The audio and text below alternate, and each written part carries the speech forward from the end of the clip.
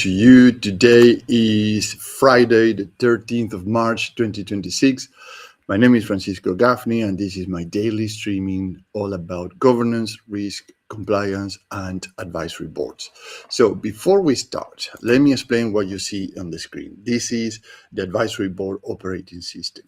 I'm talking all about advisory boards, and the reason why is because businesses are running, and executives and non-executive directors and everybody else are running very, very focused on what is happening this month. We are coming into Q1 end for 2026. In a couple of weeks is quarter end. Then you have mid-year and then year end, and every quarter, every month end, every time is the next thing that had to happen again and again and again.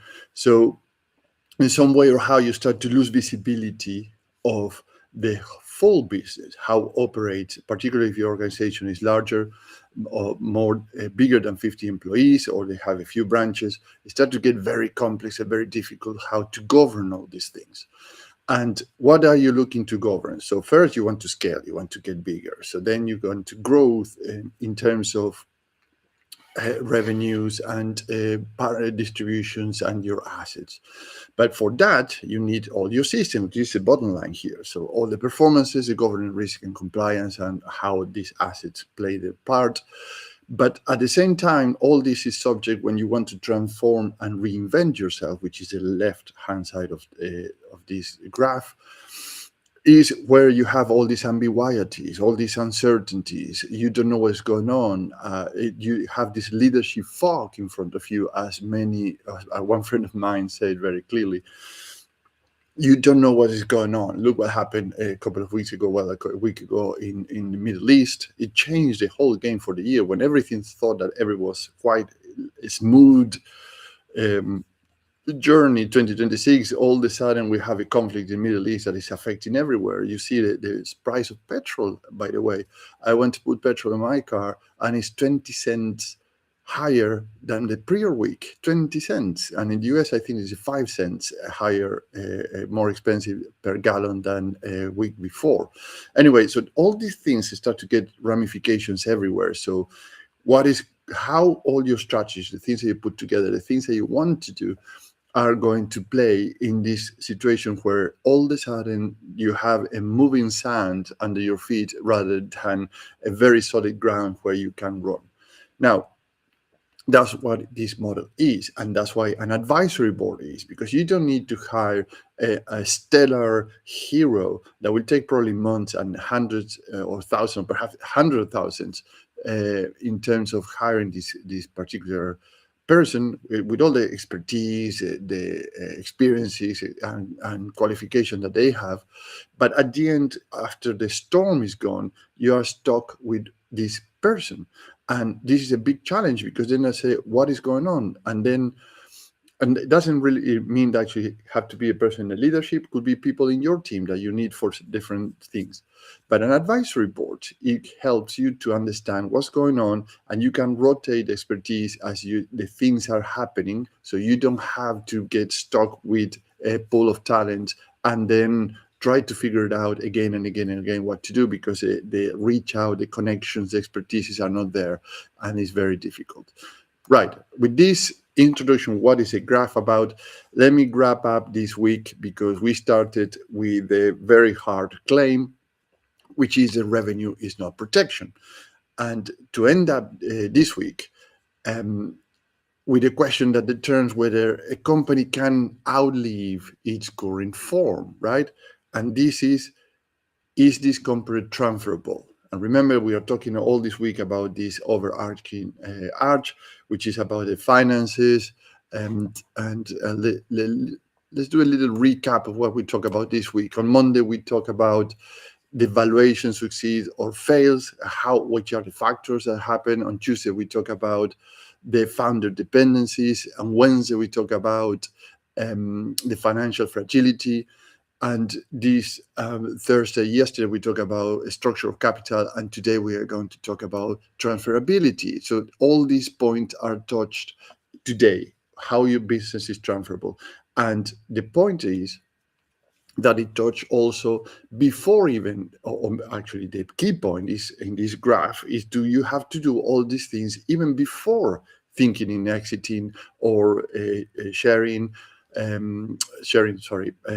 sell shares or equity for investors or new shareholders, or lending, or looking for investment, right? So today is the transferability. I would like to treat it like as an asset. And you will say, well, but how can you do that? Okay, let me explain this. This specific asset as a transferability is documented IPs, is processes, and verified corporate identity. And remember, that corporate, this doesn't mean that you have to be a publicly listed company, a large publicly listed company. You can be a small cap, or you can be a limited company with 50 employees or more. Or if you're going to that direction, at least you have an awareness what is coming next. Because transferability is not what founders hope a buyer will pay one day, is what the business can prove today. And this is the point. What can you prove today that actually your business is transferable? And transferable means actually not only in terms of be sold or acquired by another company, also it means actually how can sustain their own commitments. And there are three problems really that I want to mention today. And remember, I'm using the UK frameworks, guidelines, and guide rails, because it's very clear. You can check it online, and this is transferable to any level in the enterprise hierarchies, if you may, and in every country, because every country, in a way or how, have some similarities with these principles in terms of governance. Now, problem number one is the corporate governance code applies provision 29, and we spoke largely about this week, so I'm not going to go deep in this. But what means that the boards are under greater pressure to clearly evidence material controls. So transferability suffers when control cannot be evidenced. And we always talk about evidence, which is the things that you can prove. The second problem that in terms of transferability is that in the UK happened the identity verification as a legal requirement for companies with a 12-month transition period for directors and people with a significant control. And significant control means that they have more than 20% of the shares.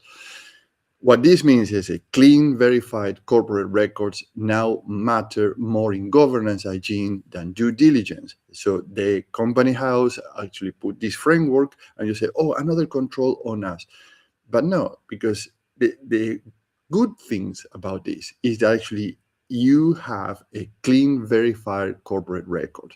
And this is very important, because also that helps you in the purpose of transferability of your business. And the third problem, and I mentioned this as a problem, but actually I try to look into the advantages of doing it, because the problem is actually it's new, it's happening, and you say, I have another thing on my plate. Listen, you don't have another thing on your plate. You have a vision, a tunnel, a funnel vision. We are looking into an ecosystem vision here with the help of an advisory board. And problem number three, as I mentioned, the UK government work on the IP-backed finance has, and this is a tricky one, has a highlighted low awareness among financiers, limited visibility of IP in business reporting, and weak confidence in IP valuation. And this is very, very important, because with Matteo Turi, we have on Wednesdays the high valuation podcast or live stream here in LinkedIn. And we discussed a week ago about the importance of IPs. And people think that IP is just to register the IP, a trademark, and then commercialize. Sometimes, if you're lucky, you do these two things.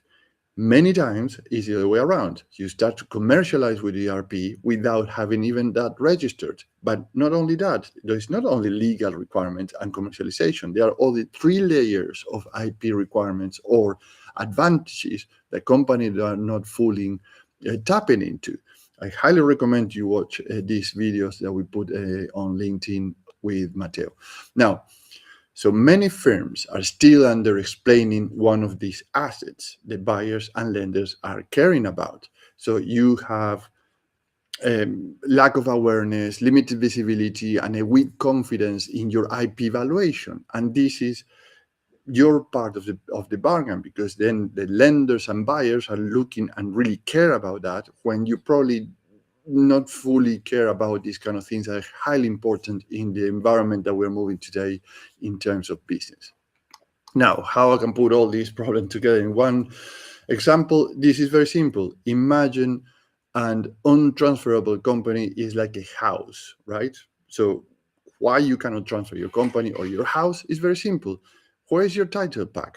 Oh, well, it's somewhere. Then it's highly difficult to transfer that. You have, if you're on inspection, what's going on with this wiring? It's very strange. Is a fire hazard here or not? Or where are the keys? Oh, we don't have keys, but actually how you lock the house, how you protect yourself. Anyway, so it's a very silly example, but actually just to give you a very good idea how it looks when you do due diligence in a company for funding or for equity or for lending. And then you start to see all these things that are happening. And then people say, well, why we didn't get what we're looking for? We are a very good company. We have very good revenues. And this is a trap. The revenue doesn't mean that you have a very good company. By the way, it doesn't mean that you don't have a good company. It means actually, from the eyes of a lender, from the eyes of a financier, from the eyes of an investor, the revenue is good, very good, but actually all the other things are not very, very clear. And that is kind of a red flags everywhere. So this is why, as again, profitable companies still trade at a discount. And what that means, it means that lenders, investors, and financiers value your company lower, up to the point that they say this company is too risky to continue doing business with them. And I'm talking about capital events.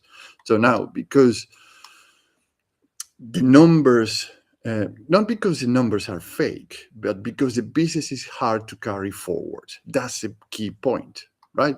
So 5 things that you have to consider here is, are your processes tribal? And when I mean processes tribal, I say, what are you talking about? Is it where the processes are sitting today in standard operation procedures, in documented manuals, in induction trainings or onboarding training of your personnel, in feedback processes where the people learn from the others in terms of improving your operations. If that's what is tribal, when it is on people's head, it's not documented and reproduced anywhere else, or a system where people can learn from the previous experiences and acquired expertise from your own organization. The second thing is IP is vague, and we mentioned this already. I'm not going to go deep. We have a full video about that. You can check it on LinkedIn. The third thing is a contract are scattered, and I cannot explain this even better than this example that I have. A couple of years ago, we were negotiating a several million pounds agreement in the UK. The CTO, when we reached out to the point of meet with the CTO went ballistic. And ballistic, if you don't know the term, it went very aggressive on us, saying, I'm not going to sign this contract when the same conditions of the company that I'm coming from. And we were like, what are you talking about? What happened is that the CTO was part of another organization and was headhunted and recruited for this other organization. So he was a new guy that actually had a very, very, very similar systems in the other organization, but with a contract, with the terms, conditions, and benefits were way better than the contract, the standard contract that we put in front of them at the time of this negotiation. So in some way or how, this person felt insulted because he thought that the prior contract in the prior organization was the standard, not this new one that was way harder, way more disfavorable on his eyes in terms of the prior one compared to this one. So this is what I mean is that, well, long story short, we have to give in and equal those two contracts, disfavorable for the organization, very favorable for the customer. So what that means, that is when you don't have all these things that I mentioned. Knowledge is tribal. So people know things that actually are not sharing across the organization. It's not standardized. The IP is vague because actually what If we will have a very, very strong IP position in there, we'll say, sorry, I don't know what happened with that contract. We are negotiating this particular one because A, B, C, and D. And the contract itself, in terms of the clauses and terms and conditions, where we had to change all of them. So here is where the control logic is hard to explain, because actually how you have a contract that actually is very favorable in one place, but actually the new contracts are not favorable in the eyes of the customers that are knowledgeable about that, start to backfire in the negotiation. And we're not talking about a couple of hundreds here. We're talking about a few £1 million deals. So if happen up there, you mean in large organizations, imagine that if you don't start to think about these things now, when you're going towards those positions, you are probably going to make the same, going to step on the same stones, if you may, or kick the same stones.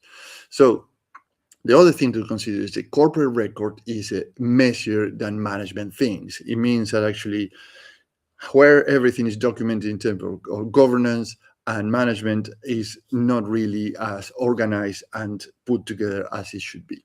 So when that happens, transferability collapses back into dependency again. And we spoke about owners dependent or founders dependent, but now we're talking about people dependencies all scattered around the organization, which makes the things very difficult to govern, because who is owning what and who is responsible for what.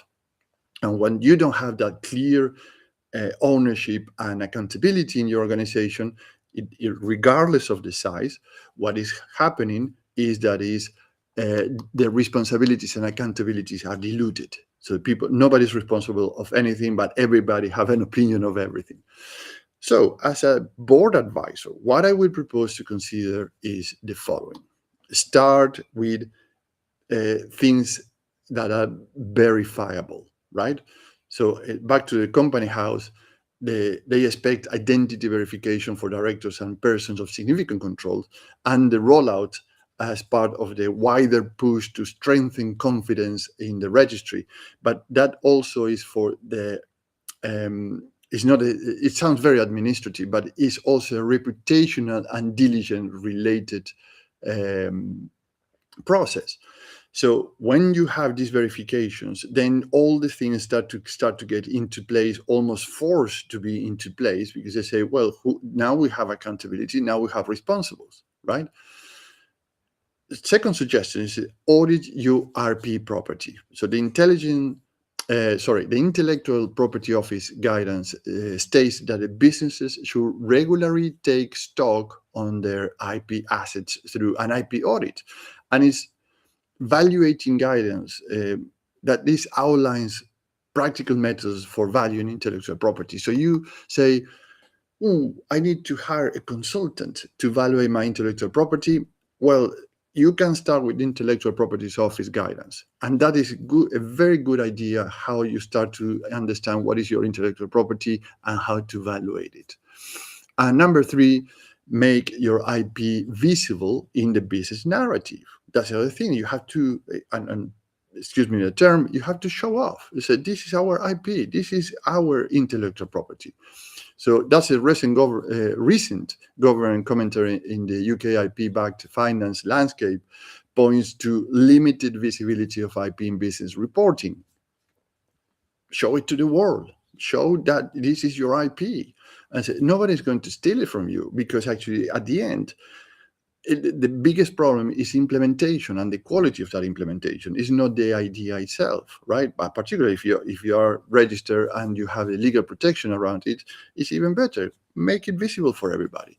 If the board cannot articulate what is owned and protected, then transferability stays weak, because for example, if you're how you securitize some type of instrument, I mean lending, credit lines, investors, etc. You can securitize this with a very clear IP structure, and how it's protected, how is transferable, and how you can monetize that, right?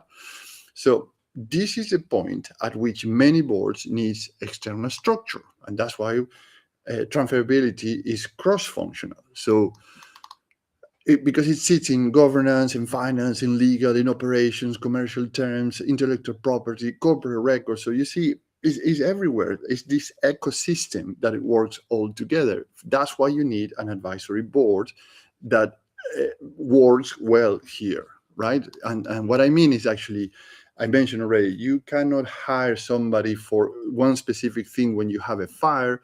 With an advisory, international advisory board, you have a capacity to change member as the project changes or evolves. So you may need a governance lead, a finance architect, an IP specialist, and an operator for one of these phases, let's say valuing your IP and documented everything. But that specialist, you don't need to hire somebody in-house to do that. With an advisory board, you can have the methods and system to do that, and then you move on to another specialist for something different. So then a different mix of talent and expertise for the next phase could be lined up and ready to work with your organization. So you don't need a permanent overhead for every temporary constraint.